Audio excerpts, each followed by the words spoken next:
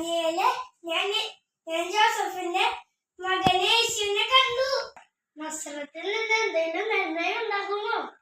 വന്നു കാണുക. ഇതാ നിഷ്കപടനായ ഒരു യഥാർത്ഥ ഇസ്രായേൽക്കാരൻ.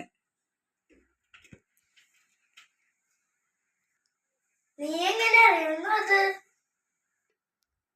ഫിലിപ്പോസ് നിന്നെ വിളിക്കുന്നതിന് മുമ്പ് അത്തിമരത്തിന്റെ ചുവട്ടിൽ നീ ഇരിക്കുമ്പോൾ നിന്നെ ഞാൻ കണ്ടു. റബി, നീ ദേവപുത്രനാണ്, ഇസ്രായേലിൽ നിന്ന് വന്ന രാജാവാണ്.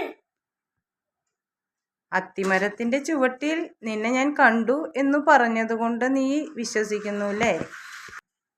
എന്നാൽ ഇതിനേക്കാൾ വലിയ കാര്യങ്ങൾ നീ കാണും. സത്യം സത്യമായി ഞാൻ നിങ്ങളോട് പറയുന്നു, സ്വർഗം തുറക്കപ്പെടുന്നതും ദൈവദൂതന്മാർ കയറി പോകുന്നതും മനുഷ്യപുത്രന്റെ മേൽ ഇറങ്ങി വരുന്നതും നിങ്ങൾ കാണും.